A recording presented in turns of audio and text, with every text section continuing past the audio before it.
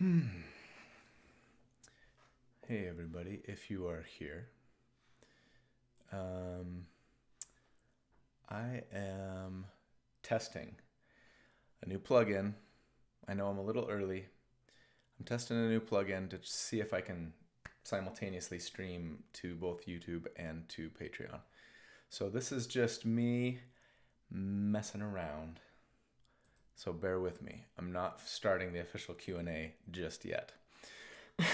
Excuse me. So be prepared for just some boring stuff of me going, am I doing this right? And then probably ending it and then going back to the way that I've been doing it because I can't get it to work. All right, let's see. So Patreon. All right. All right. Okay. Maybe.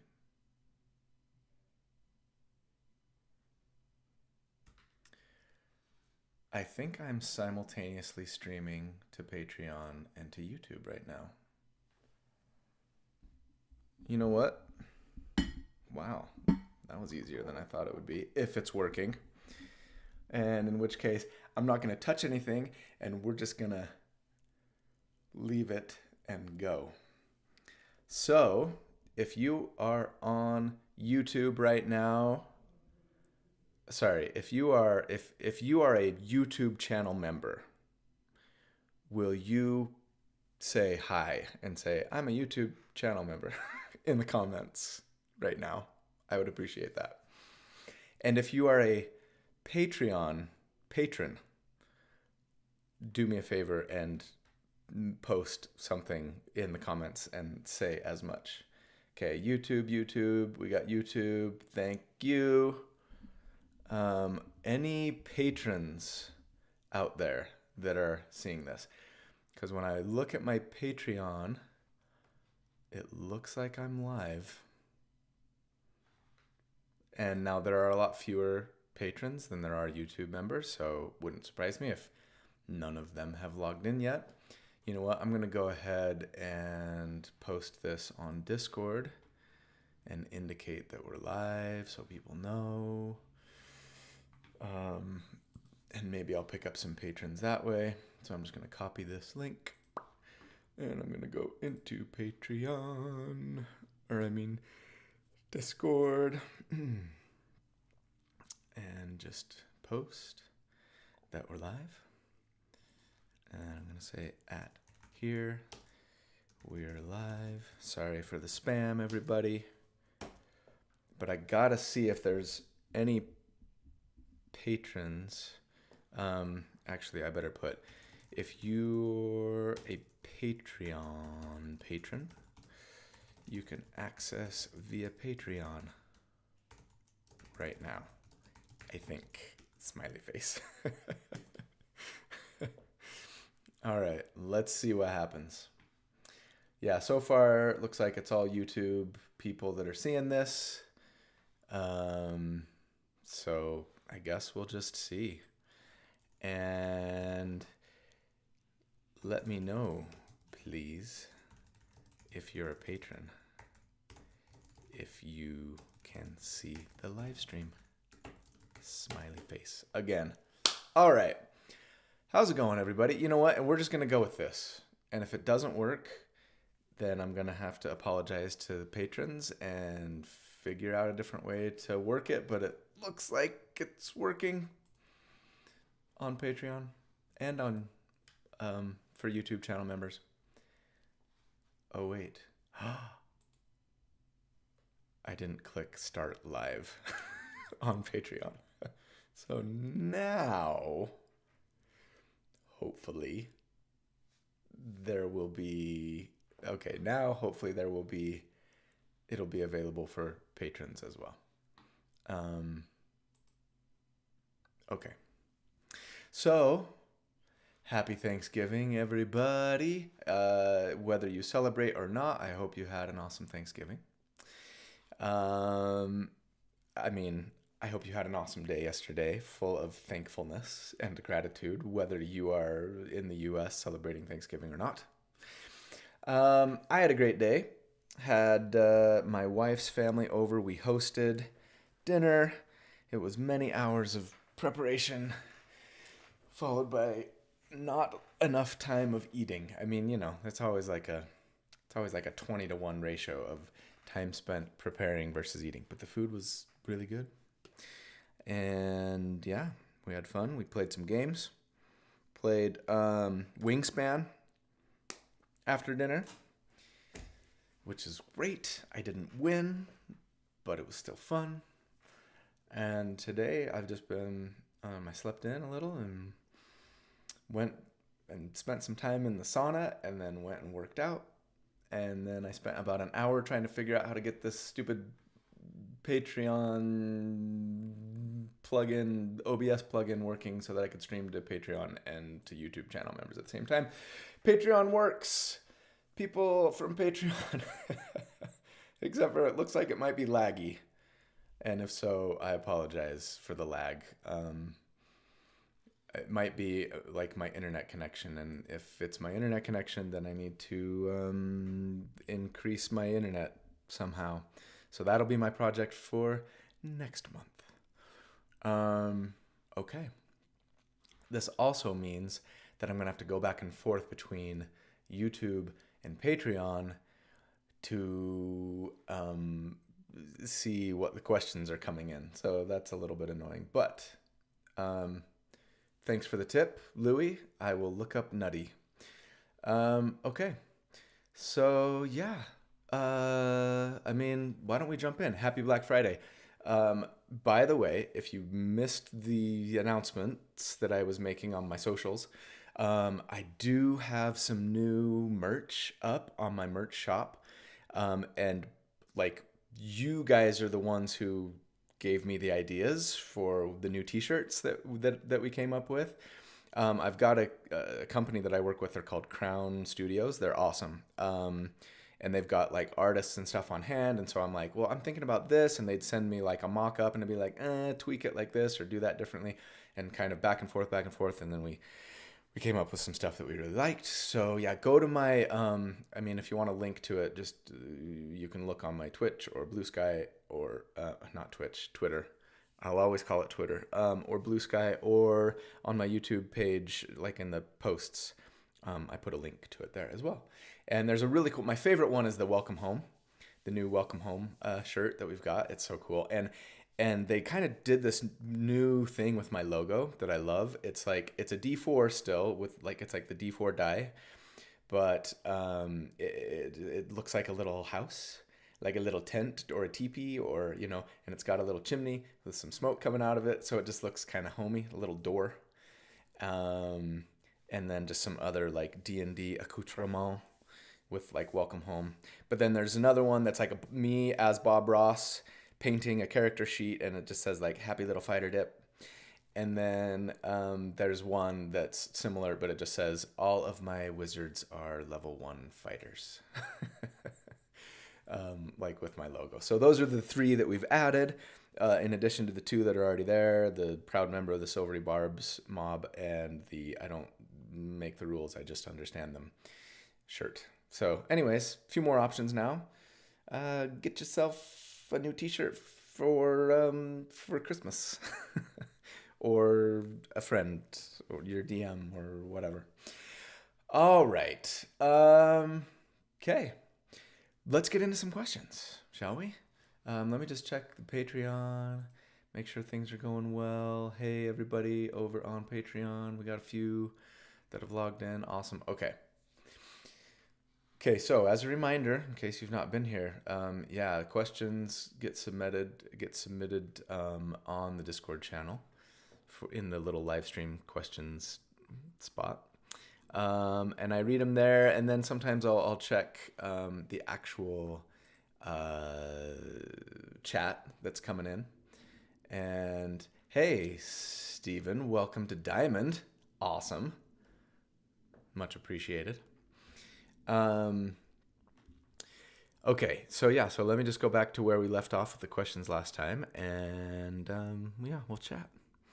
Okay, let's see. This is where we'll pick up last month. I said Will you be making... Oh, it's scrolling all the way up. Okay, here we go. Will you be making a new Cold Frost Ice caster build? I see some new cold-based stuff that might be cool to use with the 2024 rules in addition to the 2014 rules. That's from Lou. Undoubtedly, I love cryomancers and pyromancers and, I don't know, any other kind of mancer. Lightning, especially. But yeah, and there are some new cool cold-based stuff, new feats, things like that. So for sure, I've got one on my to-do list. I don't know when I'll get to it. There's a lot of like stuff that I'm in the middle of dealing with right now. Well, like just like a lot of new content, right? Like all the Ebron stuff. I want to do builds for that. I still want to finish my single class series that I've been working on, and I want to now I got to make some artificer builds, right? At least one or two. At least got to update that Guardian tank, the Artificer tank, do a 2.0 on that, among other things. So, yeah, I've got lots to do on my to-do list for sure. So let's keep going. Joe R80 says, oh, wait, just kidding. That's in response. Can I ask you guys a favor? In that channel, in the live streams question channel, if you wouldn't mind, maybe reserving it just for questions as opposed to like responding to other people's questions if they ask a question. I know it's tempting to want to like get into a conversation, but it just makes it easier for me when I'm, doing this to be able to just go question instead of have to like sift through conversation, right? So yeah, take the convo, right, and go to like a different channel, I think, maybe where it's appropriate. Anyways, what kind of character... Oh, never mind, this is still conversation. Chat. Sorry, now I gotta get through to where the next question is. Okay. Can you provide a quick list of all the new spells included in Heroes of Faerun, any reprints such as Booming Blade or Green Flame Blade, etc.? I'm assuming that you're probably not as interested, Rimball, in getting that at the moment, since it's kind of more publicly available now. I was really sad that they didn't update Booming Blade and Green Flame Blade, and more sad, as I think I've said, that they didn't update Shadow Blade. Because if nothing else, they could have given Shadow Blade like a weapon mastery, maybe. Better yet, they could have said that it was worth 1 silver piece. So we could just be done with the whole question as to whether or not it would work with True Strike or Booming Blade, right? Even though most people allow it at their table. That would have been nice. Enothe Strife, hey Jason, asked, why is there no Sorcerer Gish? Yeah, I'm assuming you mean in the Faerun book. Lame, I know. But you can still make decent Sorcerer Gishes, as we know. I've tried to do a couple of them now. Okay, Richie says, how would you make a build that concentrates on the spell Alter Self? Oof. Is there any real reason to use this spell from your perspective? It's not a good spell, and it makes me sad because I really like it. And I actually have had on my to-do list, like build around, underpowered spell X, whether Altered Self, I've got, I think, Flaming Sphere, Flame Blade, right? Like I would love to find a way, but every time I go to them, I just kind of look at it and I think about it and I, theory craft a bit and then just end up going, I still don't have a good idea. I don't like it, and it needs to be buffed, I think. Maybe one day I will, just because I've done that before, right? Say, I'm going to intentionally commit to, in the name of character concept, like this underpowered thing, whether it's a subclass, a weapon, a spell, etc., a concept, right? And we're just going to do the best that we can and see where we end up. And I might do that for Alter Self or others, right? But... those things I tend to draw on when I don't have a lot of other like pressing things like new content, et cetera, that I'm trying to kind of get through first. So yeah, maybe one day, and or sometimes I just sit down on a Monday when it's time to kind of decide what I'm going to work on for the week, right? And I just go, I just want to do something weird. I'm just in the mood this week for, something kind of off the wall, and then I'll do it. But yeah. Until that happens, it's probably going to stay on the to-do list. Let's see. Urban, we need a new Bladesinger build ASAP. Colby, I came through for you, I hope. Zalzar, would you ever consider doing a build for the Illrigger? I know you had the thought when you did the interview with MCDM, but I'd personally love to see it. Yeah, I do get that question semi-regularly. That Illrigger video sadly did really poorly.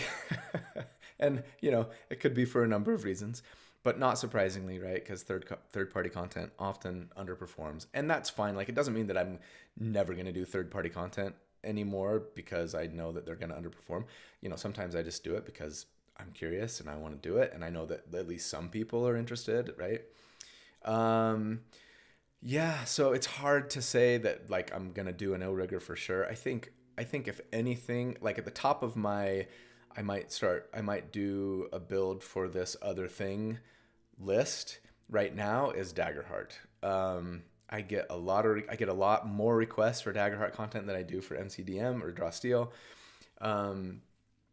right now, and I played Daggerheart on stage with Monty and Kelly and Taylor and Anjali and Jack the Whipper at PAX U last Sunday, right? And it was so fun. I really, really enjoyed that game and that system.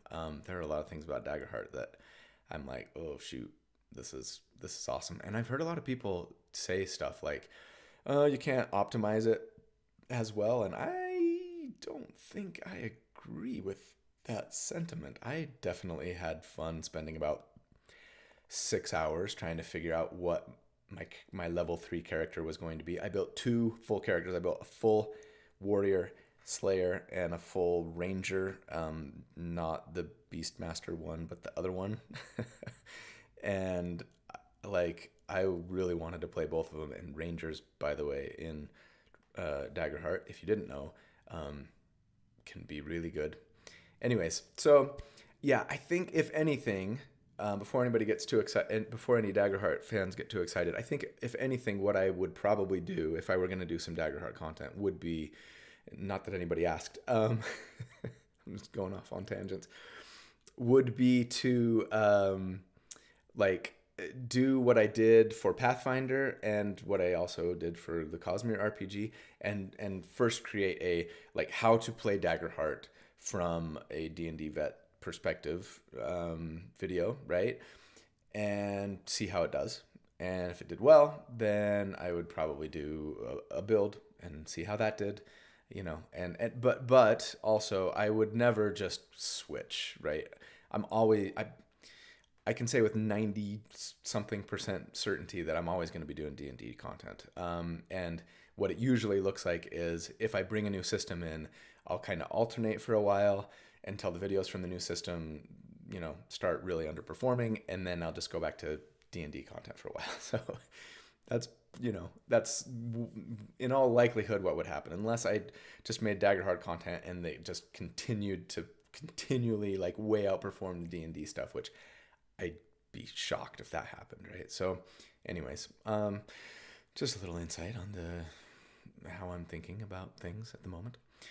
Okay. Captain Cosmos, I really dislike that it takes an action to move Moonbeam now. Is that balanced with other similar spells, or is it just a straight nerd in 5.5? I assume you meant nerf. Actually, Captain Cosmos, it always took an action to move Moonbeam, right? It was never a bonus action in 2014. Well, now you've got me second guessing myself, so I have to look it up. I'm sure it was always an action. But, okay, Legacy Moonbeam. But it's actually buffed now because when a creature enters the turn, on each of your turns, you can use an action to move the beam. Yeah, so it was always an action. But it's better now because, it used to be that they would only take damage from Moonbeam if they ended the turn, if they ended their turn in the area of effect, right? Sorry, if they started their turn in the area of effect. Or when they enter the spell's area, right? It never did damage like if the area of effect of the spell just passed over them. And for 2024, for 5.5, they've changed all of these, like Spirit Guardians, Moonbeams, Cloud of Daggers, right? All of these like AoE, persistent AoE spells that do damage. The wording on them, I'm pretty sure, is all like if it gets moved over them, or, you know, end their turn there, or whatever. And so it used to be that like the play was push them in and they would take damage, and then at the beginning of their turn they would take damage. Now it's you just got to move it over them, right? Which is why things like the Cleric of Chaos build works, where you can like run around, do damage, you know, if you can move and then just hold your action, right? Ready your action to, on somebody else's turn, do it again. And you could do damage to him twice. It's cheesy and not all tables would allow it, but rules as written, it works. And with Moonbeam now, again, like, yeah, it takes your action to move it. It always did. But now, you know, it's a laser beam that you can just be like, which is a lot more effective than it used to be. You don't have to like have them start their turn in the area of effect in order for it to work, right?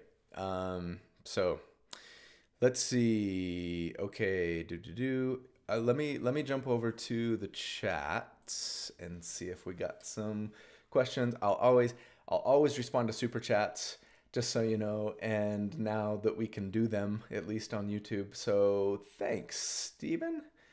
It's great to be back. Miss you, buddy. I'm about to run Chris through a Strixhaven campaign. What build would you use for a wizard school campaign? That's a good question. I think my tendency would be to not do like something super expected and be like just a wizard or a sorcerer, like an illusionist or an evocation type character, but instead go for like maybe somebody that takes like a dip. I know that's surprising coming from me, right? But what if it were like, yeah, a monk that also had some spellcasting abilities, right? Or something like that is kind of where I would want to lean, or like even like an elements monk, right? And you just flavor it as like these are spells, and they're just learning kind of a different kind of magic. So yeah, I think that's the way I would lean. I mean, I don't know if clerics and druids and paladins work in that setting unless there's like different schools for like, there's like a divinity school inside the larger wizard school or something like that. It could be cool to do a paladin that's like, and maybe there's a rivalry there between, you know, the divinity school kids are seen as like, you know, the goody two shoes or the self-righteous ones, and there's some sort of like conflict there between them and like the other kind of more arcane students or something. That would be cool. So yeah, there's my quick answer there. Let's see, what else have I been missing as far as questions? I typically watch all the videos in 2x speed. Yeah, Jem Quilly, you're not alone if you watch me on 2x. I watch myself on 1.5 every week after Knox, my son, edits the video.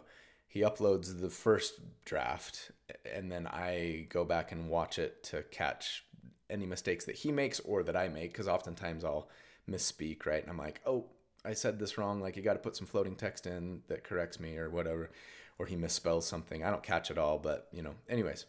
And yeah, I'm like, I can't watch this guy on regular speed. I don't have an hour to watch this YouTube video. He's put me to sleep. So yeah, I watch it on 1.5, and then if I ever have to slow it down, it's like, whoa, no wonder so many people complain about me either talking too much and or, you know, putting them to sleep when I am talking. So I did that once with Will. D&D Shorts. He had a long video. I think it was one of his lore videos that was like the history of Faerun or something like that. And I was like, I want to watch this, but like I don't have the time to watch however long it was. And so I sped it up. And then yeah, when he said something that I didn't quite catch, I had to rewind it, and I slowed it down to 1x speed. And I was like, I had to message him. I'm like, you sound drunk. Like I was listening to you on regular speed after, 20 minutes of 1.5 or whatever. I'm just like, I was laughing. I felt like I was watching Drunk History or something, right? Because it was just drunk D&D history, which now I've got a great idea for a new show. We'll start a new channel, Will and I, and it will be drunk D&D history. Okay, let's see what else real quick. Will your first Tony Faber V1 says, will your first artificer build be a multi-target DPS battlesmith who repeatedly casts Conjure Barrage, while your Steel Defender uses your spell storing device to repeatedly cast Conjure Barrage? I mean, that's on the to-do list. The thing that I'm sort of most nervous about with the new Artificer is, I'm kind of shocked that they left third level spells on the device, right? The spell storing device.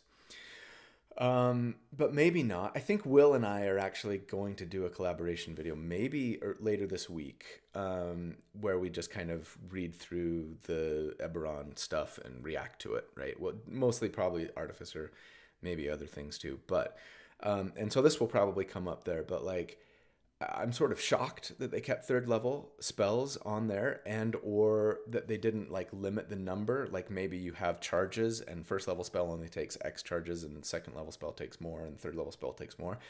I thought that they would go that route, and they just didn't. They're just like, nope, 10 third level spell uses per day.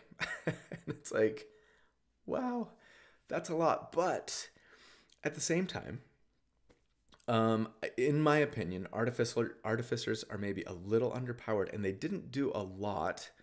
They did a few things, right? But they didn't do a lot to buff them. In fact, there were a couple little nerfs that I saw. So I was like, you know what?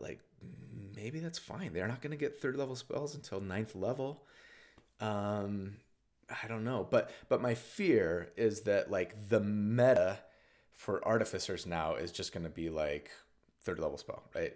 Just get the best third level spell, and then get to level 11. Granted, it's level 11, so a lot of us aren't even going to be playing at that point. Yeah. But, if you're going to be in a longer campaign or a high level campaign or a higher level one shot, yeah, it's just okay, Artificer subclass, who's got the best spell? Boom, there I go. I got 10 of those, and now that's just what I do, in addition to whatever other things I might maybe be doing, right? But it will be fun still to play with that and to see, what you can do from levels 1 to 10 as well. All right, let's go back to, oh, you know what? No, let me jump over to Patreon. I got to remember to do that. I don't want to ignore you guys. Sorry. Hi, patrons. Okay, hope it's not too laggy. I'm just reading the comments here really quick. Happy holidays. Cold stuff. Okay. Hey, real quick, if you're watching on Patreon, will you let me know if it's particularly laggy? I worry that it is, and if so, I apologize. I don't know why. It might be just an internet issue on my end. Okay. Fernan asks, new to Patreon, does anyone know if there are VODs for the streams? Yes, there are, Fernan, but you have to find them. I've got a playlist. I've got a separate playlist, and it's just called Live, or no, I don't remember. I think it's my Live playlist. Okay, sorry. I'm going to check my channel now because I'm not 100% sure. Bear with me. Playlists and live Q&As. I think I make them available. I make them sort of publicly available 1 month after I'm done with them, if I'm not mistaken. So when we're done here today, I'll go in and make sure that the October one is available. But I would always upload the links for in the Discord channel to the one that we just finished, right? So you should be able to find them. If you can't, let me know. Roland Crit says the new Artificer can get a homunculus, give it the spell storing item, and it has its own turns. Yep, to launch fireballs. Or I mean, you can get you can take the Magic Initiate Wizard origin feat and get a familiar, right? Or a Warlock dip, or a Sorcerer, or a Wizard dip, etc., etc. Okay, it's not laggy for Richard. That's good. Good. Lag. Okay. That's funny because like I'm watching my own live stream on Patreon and it looks a little choppy. So good to know that for most of you it seems to be okay. Okay, occasionally video is paused, but audio's been fine. Okay, good. Good, good, good. Thank you for the feedback. Oh, Knox is calling me. Sorry, bud. I'm not going to answer. We are in the middle of doing a thing. This is so cool. I'm so happy that I figured out how to work this and I can dual stream because I just vastly prefer being able to go live to directly to channel members for YouTube, and that way it just seems to reach out to more people, and it allows for super chats and things. And anyways, very good. Okay, back to the questions. Zenvo asks, have you ever played D&D with your family, and what was that like? Okay, one of my favorite memories, okay, short answer is yes, but just with Knox, my son. But the first RPG experience that we had was playing Pathfinder Adventures, I think it's called. There's a like a deck building game. I don't even know if they still make it, but it was Pathfinder. I think it was based on 1E. And it was a big old box, and it had a ton of cards, and it was a co-op game where like you would play against the game, right? And so like Knox would pick a character and I pick a character, and we'd have a little deck, and then we'd go through an adventure and potentially like unlock, like get more loot, right? Better cards. And we'd level up and you upgrade your character. And so it was like a simplified Pathfinder, and I would kind of be a DM. I would go along and I would sort of like tell a story as we're like flipping over cards. Okay, then we go to this location, and and I'd flip over and it would be a monster and we'd have to fight it. And so like I'd be like, oh, and then your character, I can't remember what his character's name was like, look out, there's a whatever. It was very simple, very sort of generic, but he loved it, and because he loved it so much, I loved it, right? We went through the whole game. There was like 6 adventures, and each adventure had like 3 sub adventures. I can't even remember. We fail sometimes, and we'd have to like do it again the next night, right? Each game would take us a good 45 minutes to play. So that was a lot of fun. And then once he got into junior high, I did a big like teach him and all of his friends how to play D&D night, where he brought over like 12 friends, and they all sat around this massive table, and I taught him how to play and helped him make their first character, and then took him through like just a little one combat encounter. And it was fun, but it was nuts because it was herding cats. I mean, imagine like 12 13-year-old boys or 14, right, in a room and trying to get them to like pay attention. And I mean, these are Gen Z kids too. Sorry, Gen Zers. But attention spans of a newt. And yeah, it was fun, but it was maddening. And then he played with his friends a few times. Oh, and I guess I did run the Essentials kit, the Frost Spire, what was that called? Dragons of Ice Spire Peak, whatever that was. I ran that for him and his cousin and my brother a few years ago. So, but that's all. I've not played with my girls or my wife. I've committed them to try out the starter set adventure. So far, we have not been able to find a time where they're actually interested and willing to play. So they've given lip service to the fact of doing it, but so far we haven't done it. And I don't push hard, because the harder I push, the more resistance I'll get. Okay, let's see. Oh, here's some comments. Jars, with the cryokinesis origin feat from the Scion UA, giving Armor of Agathis, and 2024 grappling being much more easily accessible.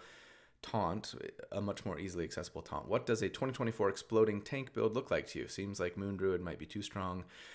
Yeah, this is one that I probably won't be able to just answer in this format, but definitely something that I've got on my to-do list. I always love like the idea of, maybe grappling and then returning damage kind of stuff, right? I did that Thornlock build years ago. That was fun. I've kind of been meaning to revisit that, or at least the idea of it. Edit from the future. The new Mark of Warding origin feat gives Armor of Agathis and is officially published. No more UA dependent. Yeah. And I don't know yet if I'm going to... Well, those Mark of Warding feats, the new Mark of feats are great. And I get a little nervous about using them because I know that they're pretty specific to the Eberron campaign.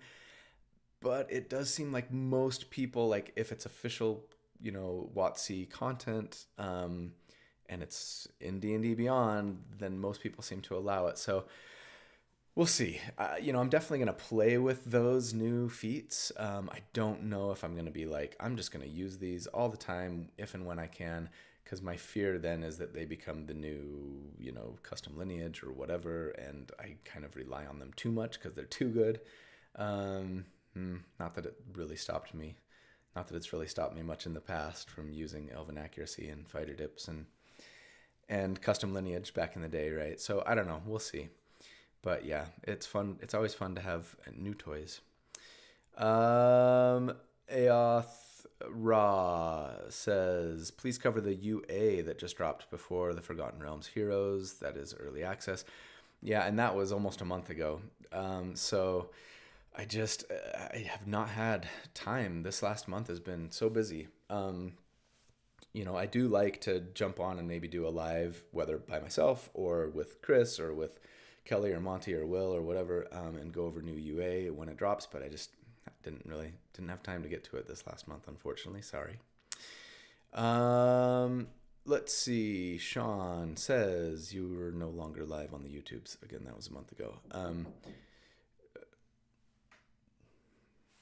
Nox is knocking, I'm guessing. Hold on. Oh, hi. Nox wants a picture of your lift pass. Okay, I'm doing a live stream, so tell him to wait.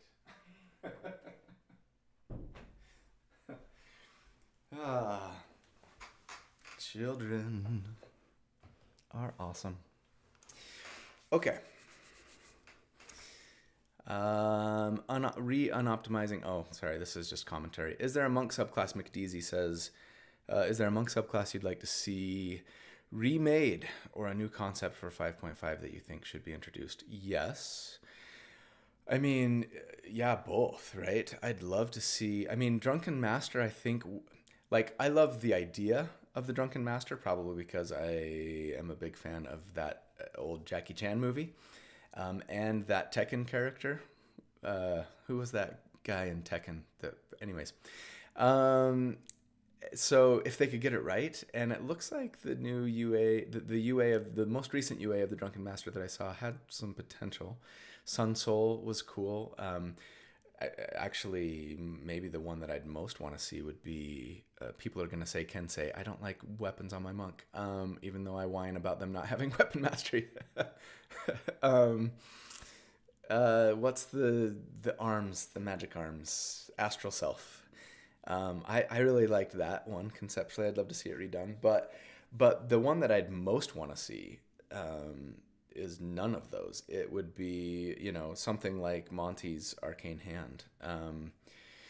I'd love to see a Gish monk option with actual spells, right? And make him a 1/3 caster, sure. Like an Eldritch Knight and an Arcane Trickster, right? But yeah, I think that's something that's missing a little bit in the current monk options for sure. Okay. Let's see. That caught us up to the questions that I didn't get to. So let me pause and jump back over to the chat. Hey, Just the Craft. Been a member for over a year now, but this is my first live. Awesome. Welcome. B. Shorar, how was PAX? PAX was so fantastic. I don't know if I've talked about it much at all with anyone. I guess I haven't. It was so good.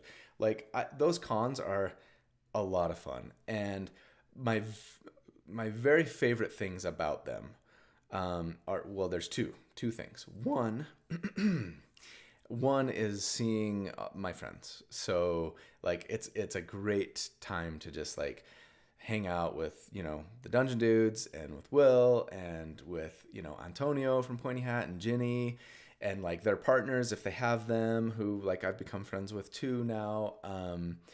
And just, yeah, it's just awesome. I mean, and make new friends too. But like Taylor from Taylor's Tavern Tales and Anjali, we got to hang out a lot this last time. And I mean, Runesmith and like Tim, my agent, even, and like it just goes on and on. It's just cool to connect and to meet people. And like there was one night where we were all hanging out, and then somebody's like, hey, I got a private room at a bar across the street. And so we all went over there, and we were just in the back, and it kind of became this, like, I don't know, like Matt Mercer showed up, Jeremy Crawford showed up, all these other people that I didn't even know showed up, right? Jay, Swole Initiative, like Jesse, Jerdak. It was just cool, and it's just fun to like be able to hang out with friends. The other thing, though, the favorite thing, the thing that I maybe love even more is honestly like meeting you guys. And I'm not trying to patronize. Like it is absolutely a highlight when somebody comes up and they're like, hey, like I'm a big fan. I watch your videos, or I'm playing your whatever build right now in my game, and it's awesome, or whatever. Or even a few times like, I was going through a really hard time a while ago because, this thing happened in my life, and like watching your videos like really helped me like get through that. That's like the most like, whoa, rewarding, right? So yeah, just meeting the people, being with the people, like doing the panels and playing on stage and stuff is fun, no doubt, but is for sure for me not like the main motivation to go.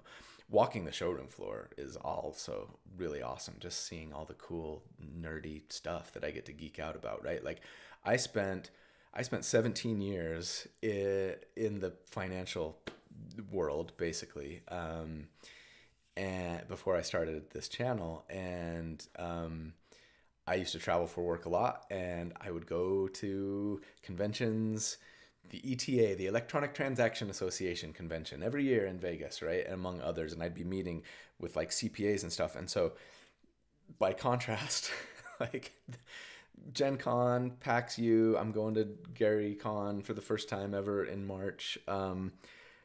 My gosh, like walking around on the showroom is like cool and fun and interesting. And it's not just like boring businessy stuff, right? And meeting people and hanging out with people that like I really like, and they're awesome. So yeah, it's night and day difference, and I love them. I love the con. So yes, long answer, as is my want. PAX was great. Let's see. Let me just check a couple other comments here. If you can find familiar, you guys are kind of chatting. Great. That's how it should be. Okay, I don't think I have any other questions coming in on the chat right now. Oh, here's one. McLovin Pope the Third. Hey Colby, I'm building a 2024 Archfey Vengeance Lock-It-In where I want to bamf around the battlefield being sort of an off-tank. Would you recommend 2 hammers versus a maul? Oh, I can't. You guys don't know how my brain works. Like, if there's a mechanics question, I'm going to need 30 minutes to, like, think about all of the things. This is why I don't... People have asked me, like, you should do a live where you, like, build a character based on what, people say in the comments or whatever. And I'm just like, no, I can't do that. That's too much pressure, and I would fail miserably. 2 hammers versus a maul for damage. I mean, in a 2024 setting, I'm probably going maul. Depends on what level you're playing. Depends on if you want to be charisma sad or not, right? There's no hexblade, and so you only have one packed weapon. So, like, in my head, I just go, yeah, I want to focus charisma. If you're going 2 hammers, then you have to have, like, strength, or light hammers aren't finesse, are they? Maybe they are. Anyways, you have to do another stat. And, yeah, like, I would rather be just able to focus on charisma. Plus, Great Weapon Master is really good. Though so is dual wielding and taking a nick, weapon. So two hammers is better early, damage wise, if you can commit to it and you're okay being more mad. But if you want to be sad, I would go Maul, and the damage is almost as good early, and then it's better later. Okay, that was a relatively quick response. Let me check patrons real quick. Patreon, not laggy, no lag, awesome. Okay, people are chatting. Cherry Dad, do you have any UA subclasses you're excited for? I really hope Sorcerer King Warlock makes it to print. It'd be so fun to make a build for. Spirit Shroud, Decisive Edict, excellent Pact of the Blade build. Yeah, I would say the one that I'm most excited, well, I'm sort of excited for and nervous about is the Tattoo Monk. It doesn't look good right now in the most recent UA. I'm hoping that they got a lot of feedback and then they actually listened to the feedback. Because I love the concept, right? And so, yeah, I hope they can make some positive changes there and make that actually good. But otherwise, what was the Ranger one that was really powerful in that UA? It wasn't the Winter Walker. It was it the one that was like with the spooky subclasses? I don't remember. That one looked cool. It looked a little too good, probably. Okay, let's get back to the Discord. Oh, but first, Rogue King, thank you. I appreciate that. Is there a chance we'll get an actual play of your 2024 builds like you did a few years ago? Gosh, it's been a long time, hasn't it, since I've done like a celebrating some subscriber milestone and we're going to do a one-shot kind of thing. It feels a little unlikely that I redo that anytime soon, only because I seem to play in an occasional actual play every month or two or three, maybe, right, depending on the season, like oftentimes on somebody else's channel, and 9 times out of 10 I'll use one of my builds for it, right? And so setting up like a separate game to do that is just a little difficult right now in the time of life that I'm in. But I'll always be sure to like let you guys know if there's some actual play that's coming up that I'm doing. We might do one on insight check. That would be a Daggerheart one though, actually, so it wouldn't be one of my builds. But yeah, like there's always going to be stuff like that going on from time to time. Maybe one day, maybe for 200,000 subs, I'll try and get a game with all of my friends and make everybody play one of my builds, because those were fun. My favorite was the big gauntlet one that we did for, I think that was 10,000 subscribers, which feels like a long time ago. But Corey did a good job of putting a little gladiator arena together for that, so that was fun. Anyways, okay, back to the Discord. Okay, in the spirit of Thanksgiving, NPO. In the spirit of Thanksgiving, which 2024 rules change are you most thankful for? Good question. The rules change that I feel like I gotta say like all of the monk changes, right? That's easy, I know, but yeah, like they are, despite the video that I put out a couple of weeks ago complaining that they're still not good enough. At least in the late game. And I'm just talking about damage. I know there's more than damage. Anyways, you guys know. I don't have to, I'm preaching to the choir with you guys. I know that. But I still get a lot of comments. So I'm always like on my guard, because people are like, meh, meh, meh, you're a whiny baby. But yeah, all the monk changes are just great. They've really improved survivability. The what's it called? Metabolism, uncanny metabolism that lets them recover their focus points, right? Once a day, like at level 2, so good. Like there's so many things that just make them feel so much better. to play and so much more fun. The other one that I would say is just weapon masteries. It's not really, I mean, it is a rule change, but it's not like they took an existing rule and made it different. That's just new, right? But I really like the weapon masteries. It just adds some fun and diversity to the weapons that wasn't there before, which I think is great. Okay, let's go, Samantha. What are you hoping to see in the new Eberron book? Well, now that it's out, at least for early access, maybe I'll say I've only like glanced at it, and I haven't even gone all the way through it yet because, you know, Thanksgiving and we were hosting, like I said, so it's been busy. My initial just sort of gut reaction to the Artificer stuff, anyways, which is really the only stuff that I've gone through, is I wish that they could have done a little more. You know, a lot of those subclasses are mostly unchanged, and that makes me a little sad. And the new one, the Cartographer, has some potential. It can be a decent support, I think, kind of utility and healing, you know, focus, which is cool, and it's new, right? And the Dreadnought is still just kind of okay, I think. You know, it's not bad. But again, like I was saying earlier, it's almost like it all comes down to, well, what third level spell are you going to get, and like how much can you spam that? And unfortunately, like once you can and you have that, is that just what you're doing with your, you know, on your turn, is just having somebody else do whatever third level spell, and then you're kind of going, but it's not as cool as the third level spell that you're casting. I don't know. So yeah, like there's some stuff, and I instantly put like 3 or 4 builds on my to-do list, right?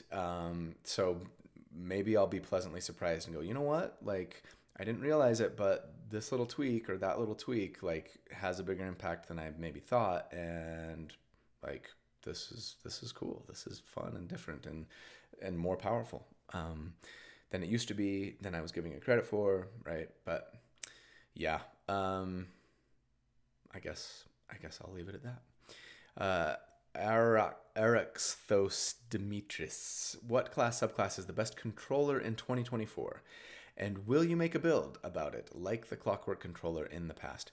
Yes, I definitely always am having, you know, controller builds on my to-do list. Never mind, it hasn't come out yet. The Paladin that comes out Tuesday is, I think, a pretty good one.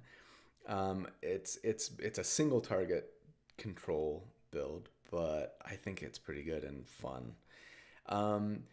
Other than that, what's at the top of my mind right now is the new spell from Faerun, the snake one. What's it called? The one that's third level spell, and you just every turn as an action you can poison, and while they're poisoned, they're incapacitated. Is really good, and I think I gotta do a build around that soon-ish, and make, like, that's probably my next controller build is gonna be one, I think, that's using that. It's available for wizards and druids, if I'm not mistaken, so it'll probably be a wizard, but maybe not. Maybe it'll be a druid. But yeah, that's kind of where my brain is at right now when it comes to control, because that's really potent. And since it's new, right, it's the shiny new thing, and people will probably want to watch that video, or more likely to. And frankly, I want to do something with it because it's new, right? Roland Crits, what are your family holiday plans? What's your favorite holiday festivity? Have you ever thought of making? Okay, I'll take these one at a time. Family holiday plans. Hang out with my family. Pretty much it. I don't do a lot of exciting things. Mostly just be cozy, which is great. My favorite holiday festivity, assuming you're talking in sort of everything from Thanksgiving to New Year's. I mean, it is just kind of getting together with my family, my extended family. I have 4 siblings, and they all live close. And they all have kids except one, and so their kids kind of line up with my kids in age, so the cousins are all pretty close, so that's cool. And it's just fun. Like maybe my favorite tradition is on Christmas Eve, we have my family over and we make pizzas. So like this is a family from my wife brought this over from her family. It was a tradition that she had.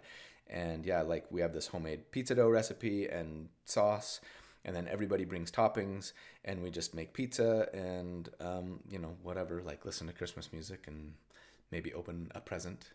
And it's just fun. It's just fun to get together and cozy. I think I prefer Christmas Eve to Christmas Day, actually. We'll go sledding or go bowling if there's not enough snow, and then just rest, and then get together for pizza night. So that's fun. Have I ever thought of making a holiday themed build of some kind? Not a Christmas one. I've done some Halloween ones. The werewolf and the dampier. Were those the only two? Maybe. But yeah, not a Christmas. Maybe I need to do a Grinch. What would a Grinch be in D&D? Maybe that's a controller. Someone who just tries to like deny everything for everybody, right? And then I talked about PAX. What's been your favorite con experience ever? I don't know. Yeah, that's tough. It might have been the Daggerheart game that we played on Sunday recently. That was just really fun, and it just went well. Like Monty, you guys. I mean, I know most of you know this. Monty is the best DM I've ever played with. I think I can safely say. Yeah, that doesn't feel like that's difficult. He's so good. And the way that he opened the one shot, DMs, like, take note. And by the way, the game that we played on stage, we were told was going to be made available to us. And so the Dungeon Dudes, I think, are going to have it on their channel. Stay tuned. Anyways, he opened the one shot. Time is of the essence at these things, right? We only had 2 hours. And so instead of just being like, okay, you meet in a tavern and everybody introduce your character, he was like, he opened the scene where like our characters were in Drakenheim, surrounded by a huge gang of monsters under attack. And he's like, and the camera pans down and sees Kelly's character, like going to like attack a monster. Kelly, like, what do you do, and tell us about your character? And like, you were just like instantly in the action, and it was so good. I was like, oh my gosh, you are a master of your craft. So anyways, that was really cool and fun. And the chemistry that we had on stage, I think, worked really well. And it ended up being a thing where we were like both fighting bad guys and working out childhood trauma at the same time. So I hope you get to see it. I hope that they end up getting a copy of the video so that they can post it and you can watch, because it was fun.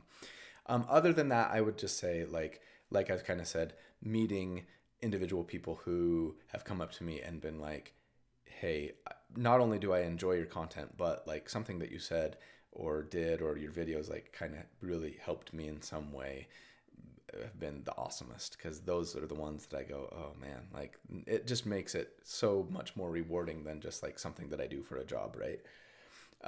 So those have been my favorite moments. I gotta jump over. Yes, just noting my earlier chat about Saloon's Viper, right? Thank you. Saloon or Saloone, right? Let's see. Sorry, I'm jumping over to the YouTube chat real quick. We still got 10 minutes. We're doing all right. I also want to point out, Steven says, talking with the thought of no magic items. Oh, okay, sorry. You guys are chatting. Sometimes it's hard for me to tell the questions from just the conversation.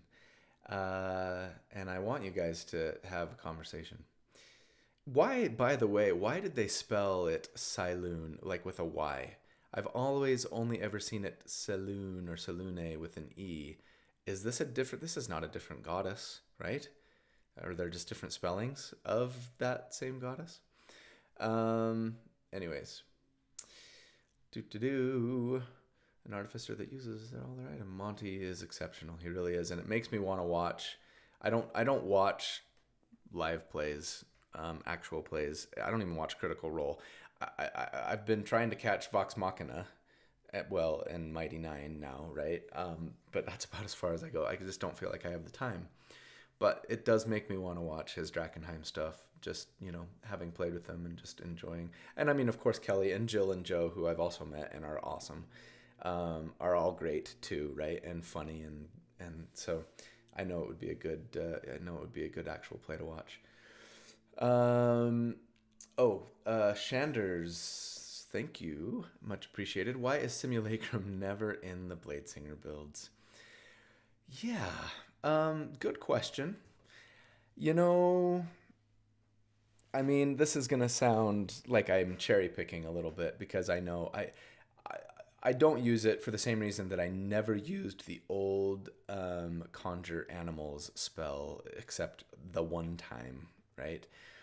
And it was because I just felt like it was kind of broken, and as a result, I didn't really like it. And so, yeah, and I kind of feel the same way about Simulacrum.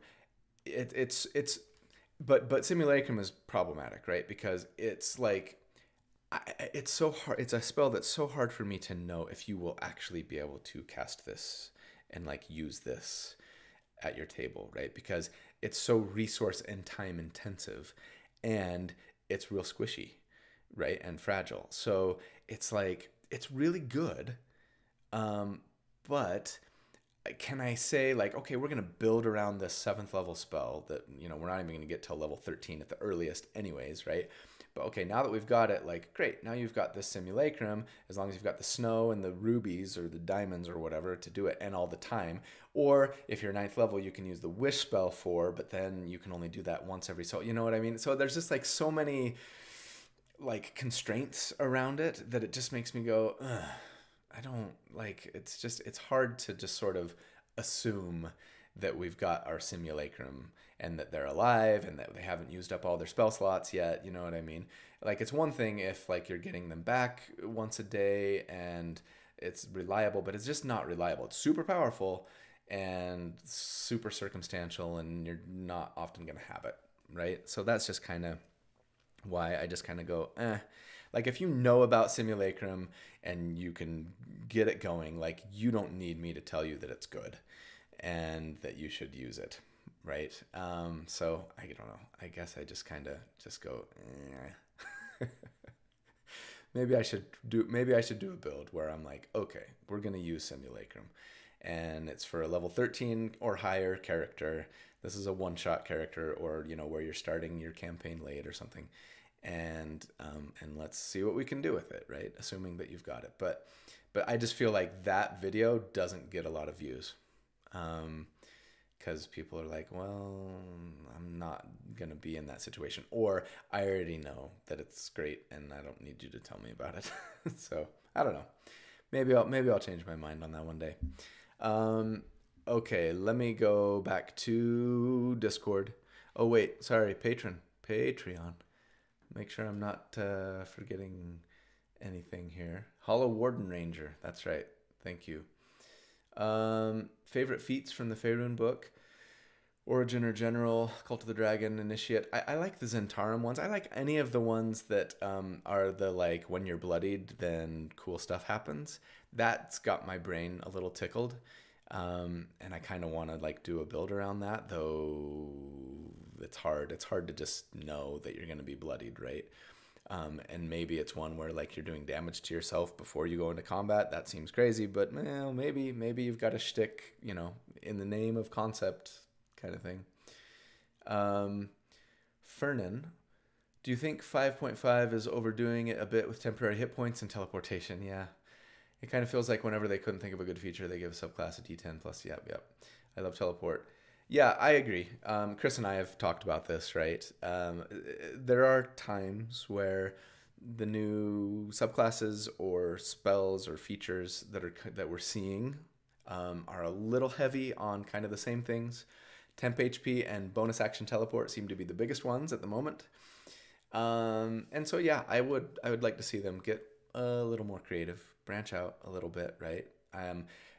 Again, having just played Daggerheart recently, it kind of opened my mind to like, oh man, like there's so many cool things that we could be doing here. Like let's mix it up a little bit, right? And stop with just the temp HP and the bonus action teleport stuff for sure. Or the when you go to 0 hit points, instead of dying, you get some hit points, right? Kind of thing. That I've been seeing a lot of that lately too, which is kind of like, come on, guys, we could do better.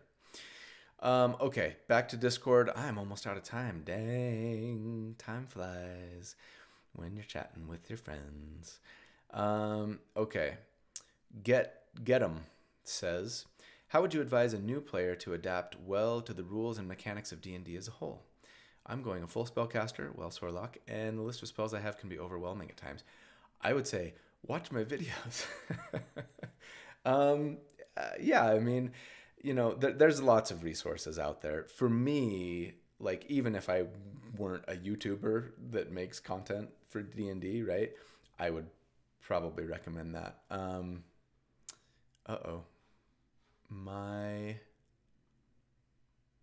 Did my chat go down? My chat might have gone down. That's not good.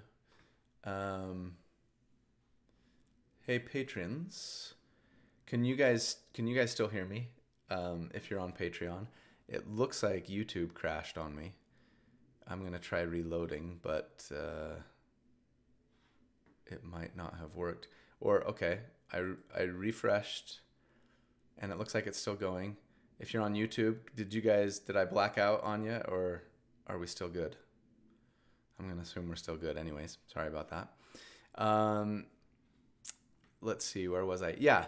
So yeah, even if I weren't a YouTuber, I think I would say, yeah, like find a good video to watch. That's helpful for me, right? That's kind of how I learn. But I do have a series of videos, if you didn't know, that were like, I put them in a separate playlist. It's called D&D 101, I think, or D&D University. And it's just 5 shorter, for me, videos that kind of explain. So by the time you're done watching it, you should kind of be pretty comfortable knowing how to play and how to make your first character. But then, yeah, like if you know you're going to do a Sorlock, I'd say Google, you know, just search for like D4 Sorlock or somebody else, right? Chris, Treant Monk, right? Or the Dungeon Dudes or whoever. And just watch a couple videos on like some tips and ideas that might help you make choices, right? Because, yeah, the choices can be overwhelming for sure. Okay, people say still here. Okay, good. That was weird. Maybe this will be the last one. Okay, I got a note where I stopped. Two questions. I'll answer Midnight Sky. Which heroes of Faerun content are you most excited to build around? Bladesinger notwithstanding. I already did Bladesinger. It's the Paladin. It's the Genie Paladin, and I already did it. And it's coming out Tuesday. And I think it's fun. It's gonna surprise some of you because it's not you. Some of you will probably think that like, oh yeah, this subclass builds itself. Like you take a Warlock dip, you get a hammer, you bonk stuff, and you know whatever. But I wanted to make it more of a control focused build. Not that you couldn't do a high damage, or, you know, whether dual wielding or heavy weapon build, and I'll get to that eventually. But I wanted this one to be a little less about the damage and a little more about building around what's unique about the Genie Paladin. So I think it'll be fun, cool. I hope you guys like that. But anyways, the last one will be Saft911. Thanks for the super chat. Looking forward to the new builds around the new Feats, spells, classes. Oh, that's not even a question. Looking forward to the new builds around the new stuff. So yeah, thanks. I am too. I'm super excited about all the stuff, and it's kind of like, shoot, I almost feel like I need to start putting out two videos a week just to kind of get through my backlog of like new toys to play with. But that would take too much time, so I'm not gonna do that. Okay. You guys are awesome. Thank you so much for your support. Thanks for being here. Super chats especially, but like patrons over on Patreon. Thank you guys. And I'm happy that this seems to be working on both now, which is really awesome. Yeah, we didn't have a ton of people show up. It surprised me. The count seemed to be a little bit lower than normal actually, but That might be because it was Black Friday. I wasn't sure if doing it on a holiday-ish was a good idea or a bad one. I figured more people would be likely to have the day off work, and so that wouldn't be a conflict. But yeah, a lot of people are probably out doing stuff, shopping, whatever. But that's fine. I'm just happy to know that it works, and we'll keep trying to do this simulcast thing, I think, for the foreseeable future. So, again, happy Thanksgiving, and have a great weekend, everybody. And yeah, you know, I guess I'll see you online. But love you guys, and thanks for your support. You're the best. And goodbye.